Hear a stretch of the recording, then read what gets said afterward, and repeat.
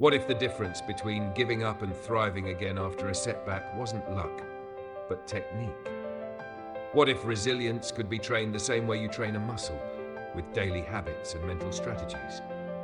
And what if some of the most effective methods are already being practiced quietly across America by people who've learned how to bounce back from failure faster than anyone else? Resilience is often described as a character trait, something you either have or don't. But the truth, as many American entrepreneurs, athletes, and professionals have demonstrated, is that resilience can be cultivated. There are specific psychological techniques and practical habits that allow people to recover from disappointment, adjust to new realities, and even emerge stronger than before. These are not abstract ideas, they are tested methods, repeated in countless lives across the US, forming a kind of playbook for turning setbacks into fuel. In this exploration, we'll dive deep into those techniques, unpacking how they work and why they matter, so that you can adopt them into your own life. One of the most powerful techniques is reframing. Reframing is the ability to take the same event, say a business failure, a missed opportunity, or even a personal rejection, and look at it through a different lens. In the American context, reframing often means treating failure as feedback, not finality. Silicon Valley is famous for this mindset. When startups collapse, the narrative isn't usually, "this person failed." It's, "this person just completed a crash course in what not to do." Investors, rather than shunning failed founders, often prefer backing them the second time around, precisely because they've already learned expensive lessons. Reframing takes the sting of failure and transforms it into something usable. It requires asking, what does this setback give me that success couldn't? That shift alone can cut recovery time in half, because instead of dwelling on pain, the mind starts searching for insights. Closely tied to reframing is the practice of micro goals. Americans who bounce back quickly don't try to fix everything at once. Instead, they set small, achievable steps that provide momentum. A laid-off worker might commit to sending out 3 resumes a day. An athlete recovering from injury might set a goal of adding 1 more push-up each week. These micro-goals keep the focus on progress, not perfection. They create a sense of control when life feels chaotic. And as psychologists note, small wins release dopamine, which motivates further action. Momentum, once built, becomes self-sustaining. Another resilience technique is ritualized reflection. Many successful Americans, whether CEOs, soldiers, or artists, use some form of journaling or structured reflection to process setbacks. Writing down what went wrong, how it felt, and what could be improved helps separate emotion from analysis. Instead of swirling endlessly in self-doubt, reflection channels those emotions into lessons. The US military even institutionalizes this practice through after-action reviews, where every mission, successful or not, is dissected for learning. The point isn't to assign blame, but to extract wisdom. This systematic approach to failure turns reflection into a discipline, ensuring that each setback contributes directly to future resilience. Support networks play another critical role. Americans who bounce back quickly almost always have a community behind them. That community might be family, mentors, colleagues, or peer groups. In many cases, it's a blend of all 3. Research shows that social support is one of the strongest predictors of resilience. It provides perspective, encouragement, and sometimes even the resources needed to get back up. Culturally, America has nurtured environments. Think professional networking groups, alumni associations, church communities, where people can turn when they're knocked down. The habit of reaching out, of refusing to struggle alone, is not a sign of weakness, but of strategic strength. Then, there's the technique of visualization. Elite American athletes have long used visualization to prepare for challenges, but it works just as well in bouncing back from failure.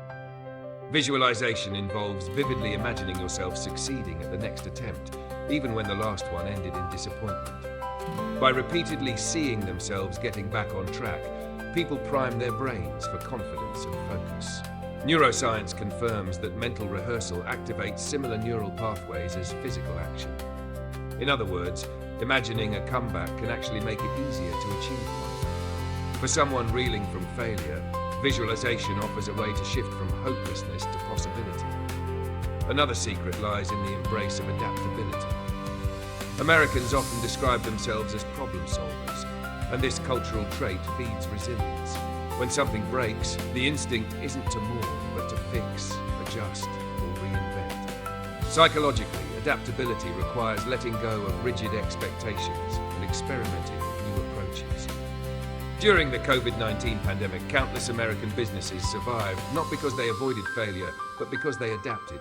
Restaurants shifted to delivery-only models, gyms created online classes, and small retailers built e-commerce sites almost overnight. This adaptability mindset treats disruption not as destruction, but as an invitation to innovate. For individuals, the same principle applies. When life veers off course, resilience grows in those willing to pivot. Physical habits also matter.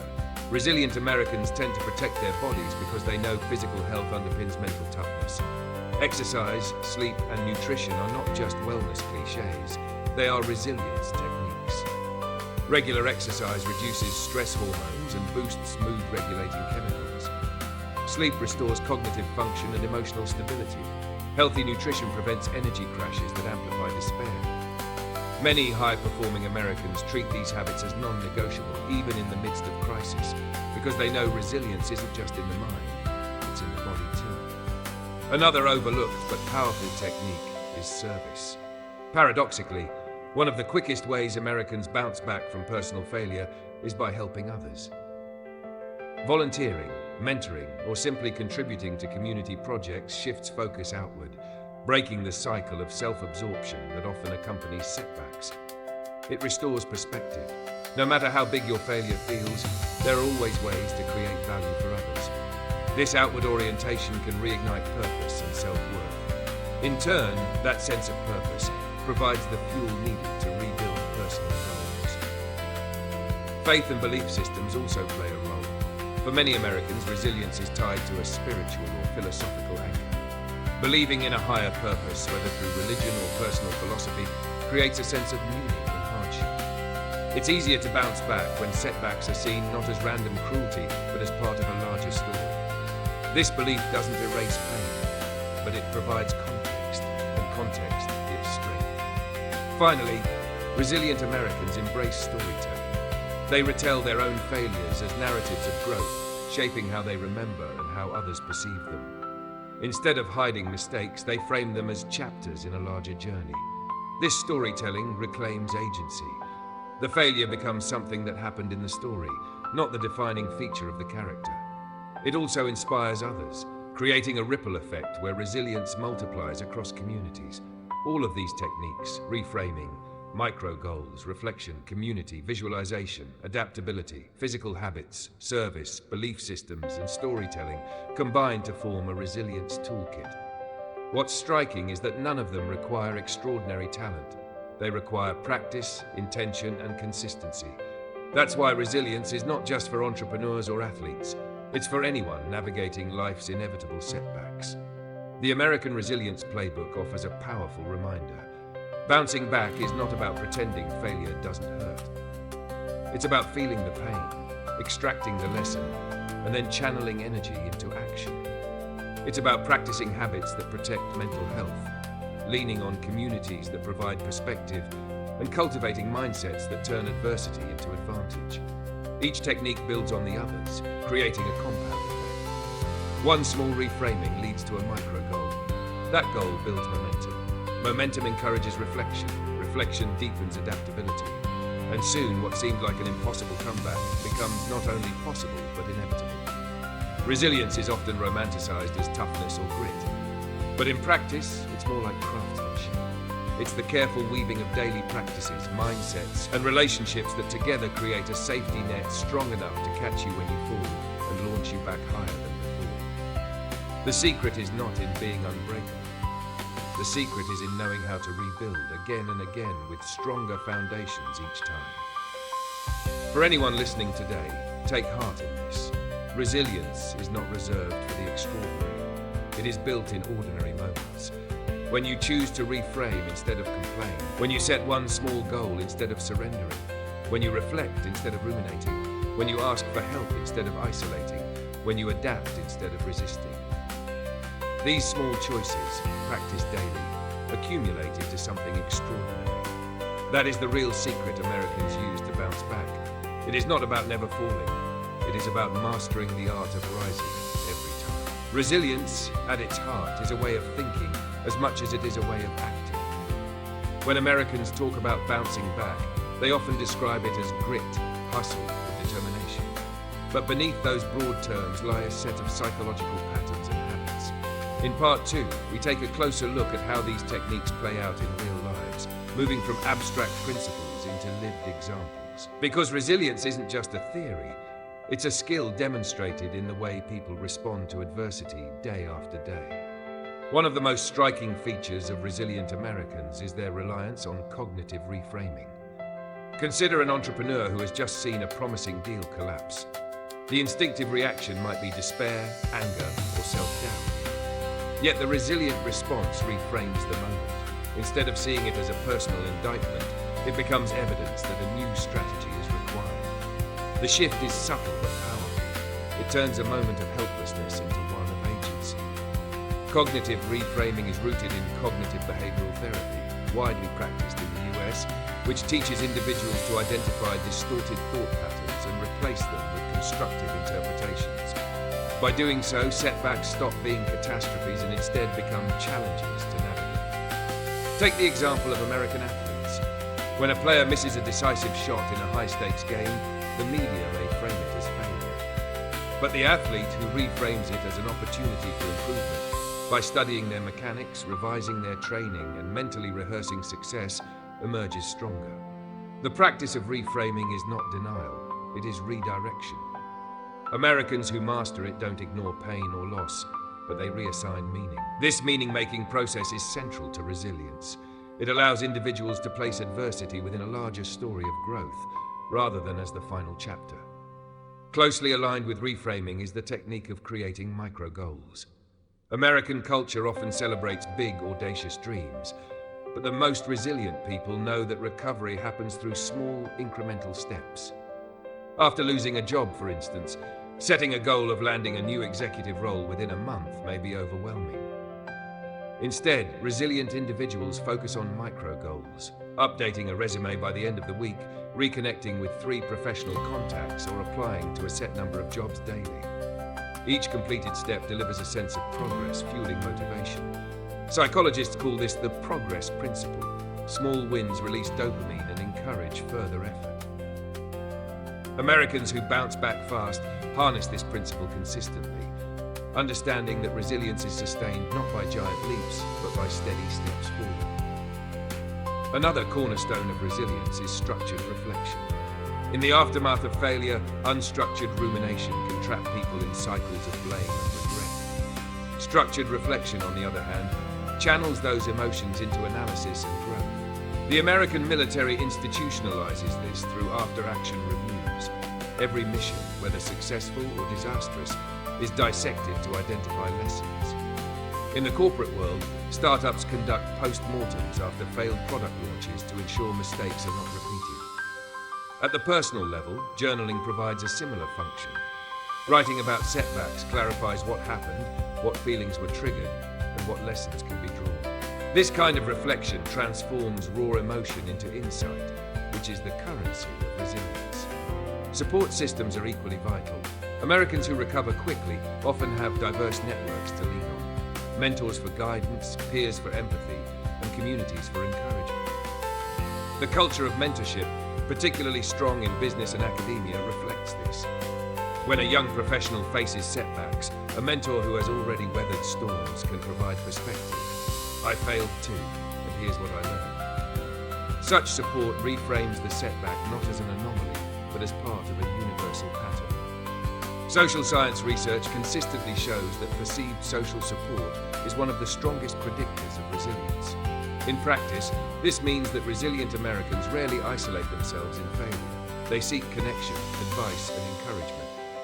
Visualization is another technique widely practiced in the US, particularly in sports psychology, but increasingly in professional and personal contexts. Visualization goes beyond positive thinking. It involves vividly imagining future success, complete with sensory detail, how it feels, sounds, and looks. For someone who has just faced failure, visualization plants a new mental script. Neuroscience confirms that visualization activates neural pathways similar to those used in physical performance. An athlete picturing a successful comeback or a business leader envisioning a successful presentation essentially primes their brain for execution. Resilient Americans use visualization not as fantasy, but as preparation, replacing the narrative of failure with a rehearsal of success. Adaptability deserves its own spotlight. Americans who bounce back well tend to adopt a problem-solving mindset. When one path closes, they actively seek another. The COVID-19 pandemic provided thousands of examples.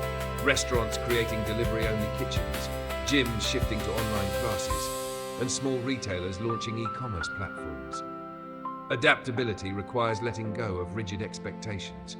For an individual, this might mean accepting a career change when an industry declines, or adjusting personal goals in response to life circumstances. Adaptability is resilience in motion. It converts disruption into opportunity. And in American culture, which values innovation, adaptability is often celebrated as creativity under pressure. Physical health habits also form part of resilience. The mind cannot recover if the body is depleted. Many resilient Americans treat exercise, sleep, and nutrition as non-negotiable. Research confirms their impact. Exercise reduces cortisol, the stress hormone, and boosts endorphins. Adequate sleep enhances emotional regulation and cognitive clarity. Proper nutrition stabilizes energy levels, reducing mood swings that exacerbate despair. High achievers often credit their recovery from setbacks not to willpower alone, but to routines that protect their bodies. In practice, this might mean going for a run even when motivation is low, or prioritizing rest after a stressful setback. The lesson is simple but profound. Resilience is holistic, grounded as much in physical routines as in mental techniques. Service to others also emerges as a surprising but powerful resilience tool. When Americans face personal failures, many turn outward, volunteering in communities, mentoring others, or supporting causes. This outward focus breaks the cycle of self-absorption and restores perspective. Helping others reminds individuals that their value isn't erased by personal setbacks. It re-establishes purpose, and purpose is a cornerstone of resilience. Countless stories reflect this. Professionals recovering from layoffs find renewed confidence by mentoring students, while those overcoming personal struggles often discover healing in community service. Resilient Americans know that giving is a path to regaining. Belief systems, whether religious or philosophical, also play a role. For many Americans, resilience is undergirded by faith. Religious communities often provide both support and a framework for interpreting suffering. Believing in a larger purpose transforms hardship from meaningless pain into part of a meaningful journey. Even outside religion, philosophical anchors, such as Stoicism or mindfulness, offer tools for resilience. They teach acceptance of what cannot be controlled and focus on what can. Americans who lean on such belief systems often recover faster because they view failure as part of a broader narrative rather than an isolated disaster.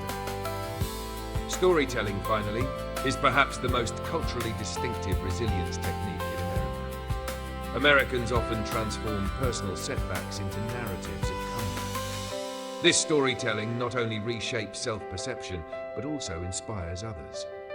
Entrepreneurs tell audiences about the company that failed before their billion-dollar success. Athletes share stories of devastating injuries that led to historic victories. In doing so, they reframe failure as an essential chapter in their story. Storytelling is a form of agency. It says, "I decide how my failure is remembered." Resilient Americans wield stories like tools, both for personal empowerment and for cultural inspiration.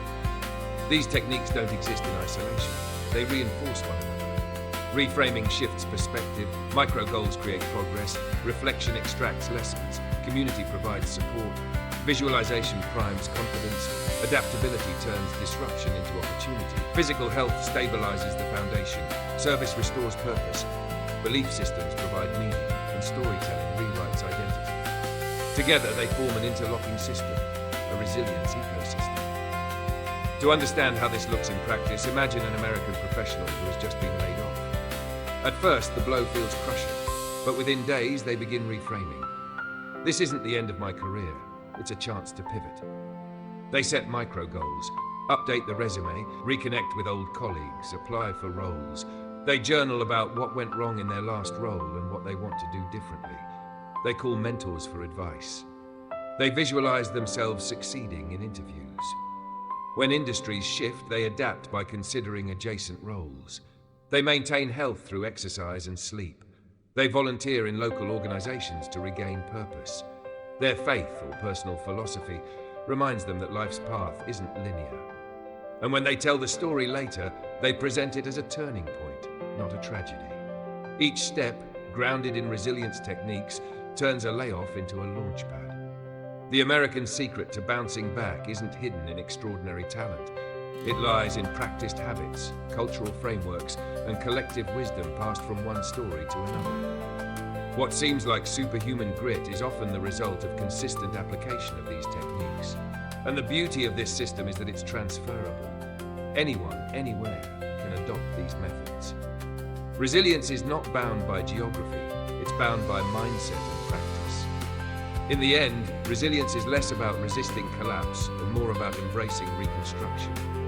It's about learning to see failure not as the enemy, but as the teacher, not as the end, but as the beginning of a better chapter. Americans who bounce back quickly do so not because they are immune to pain, but because they have trained themselves to move through it with purpose.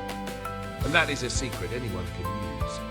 Resilience isn't something you wait for, it's something you build. Resilience is often described as toughness, but in reality, it is far more nuanced.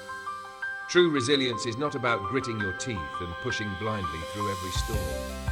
It's about developing the inner architecture and outer habits that allow you to bend without breaking, to fall without shattering, and to rise with more strength than before. By the time Americans who practice these techniques rebound from setbacks, their resilience looks almost effortless.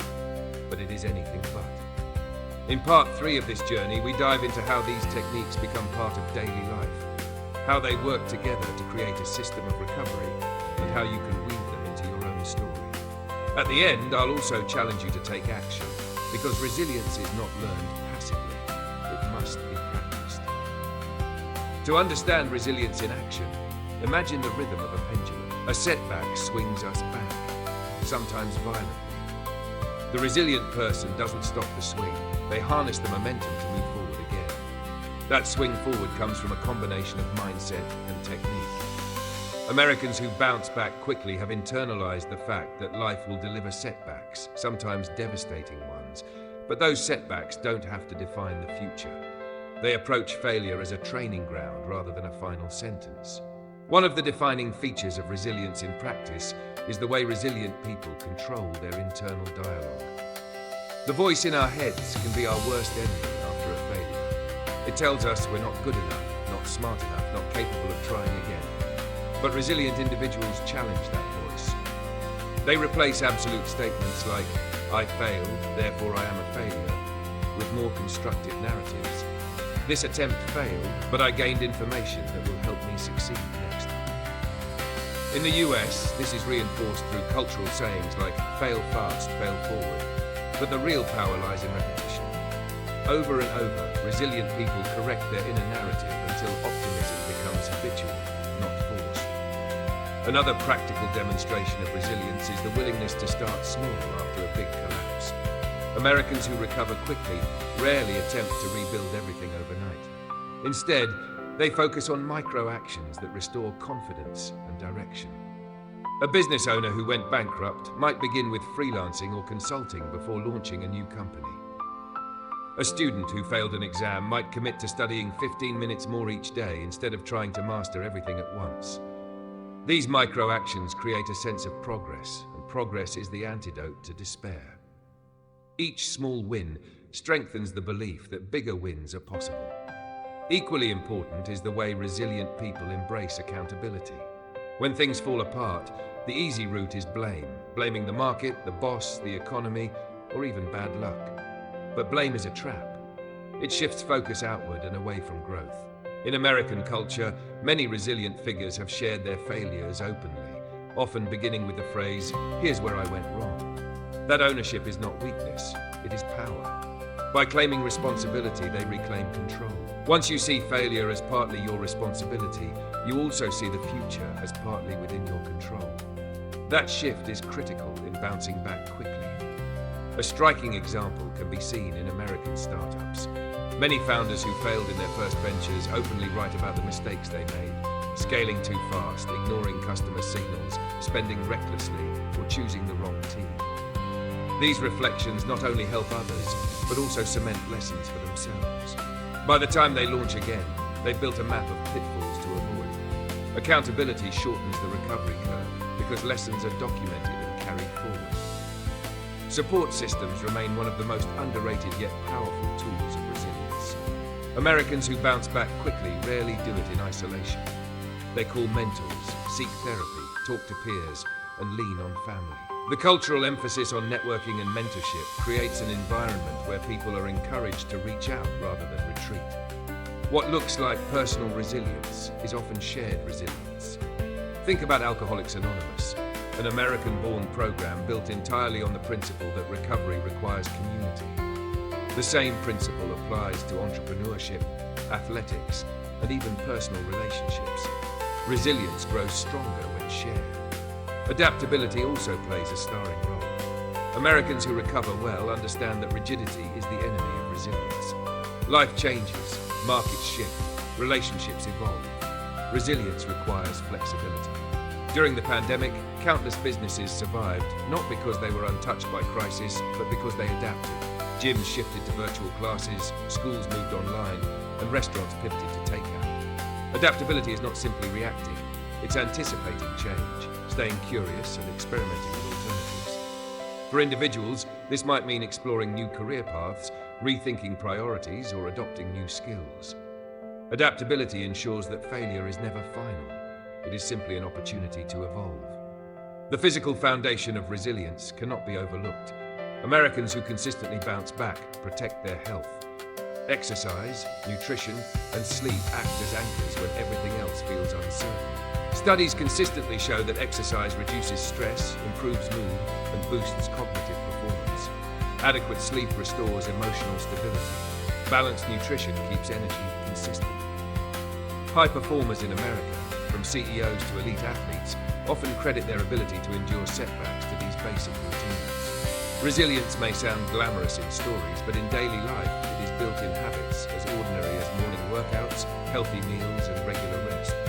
Another layer of resilience lies in meaning. Americans often root their bounce back in belief systems, whether religious or philosophical. Seeing hardship as part of a larger plan, whether divine or personal, creates a sense of context. It transforms suffering from random cruelty into meaningful growth. Viktor Frankl, though not American, influenced this mindset profoundly with his book Man's Search for Meaning, which became deeply popular in the US. The message resonates. People who can find meaning in suffering recover faster and with greater strength. For many Americans, churches, meditation practices, or personal philosophies provide this anchor. Finally, storytelling cements resilience. Americans love comeback stories, and resilient individuals tell their own failures as narratives of triumph.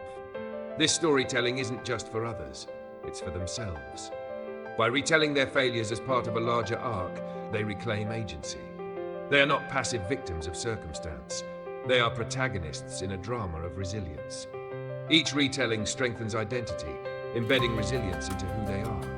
Over time, failure no longer feels like a threat to their identity. It becomes a badge of honor, proof of survival and strength. When you look at all of these practices together, self-talk, micro-actions, accountability, support systems, adaptability, health, meaning-making, and storytelling, you see resilience not as one dramatic act, but as a system. Each element reinforces the others. Support systems encourage accountability. Accountability fuels adaptability. Adaptability creates stories worth telling, and so on. It's an ecosystem, not a single skill. That's why resilient Americans appear to recover faster. They're not relying on one trick. They're drawing on a web of interlinked practices that together create a safety net and a springboard. But here's the part that matters most. You can build the same system in your own life. Resilience isn't genetic. It isn't reserved for certain people or certain cultures. It is built through practice. You can train your mind to reframe setbacks. You can develop the discipline of micro-actions. You can cultivate support networks, you can practice adaptability, and you can care for your body as much as your mind. Every day presents opportunities to strengthen your resilience muscles. So here's your call to action. Think about one area in your life where you feel setback right now. Maybe it's a stalled career, a broken relationship, a financial challenge, or even just a dream you've been too afraid to pursue. Take a notebook and write it down. Then apply the resilience system. Reframe the setback. What lesson is hidden in it? Break it into micro goals. What is one step you can take today to move forward? Reflect on what went wrong, not with blame, but with honesty. Reach out to someone you trust and share your struggle. Commit to protecting your physical health during this process. Ask yourself what larger meaning this setback might serve in your life story. And finally, begin to tell a new story. Not one where failure defines you, but one where failure refines you. Resilience is not about waiting until life gets easier. It's about preparing yourself to grow through what you go through. Every American comeback story, from entrepreneurs to athletes to ordinary individuals, proves the same truth. Setbacks are inevitable, but defeat is optional. If you choose to adopt the mindset and techniques of resilience, no failure can hold you down for long. So don't let your story stop at the fall. Write the chapter of the rise. Let resilience be your defining trait, not because you never failed, but because you always return stronger. And if you found this message valuable, don't keep it to yourself. Subscribe to Think Fresh Daily, like this video, share it with someone who needs encouragement today, and commit to practicing resilience in your own life. The techniques are here, the examples are clear, and the next chapter is waiting for you.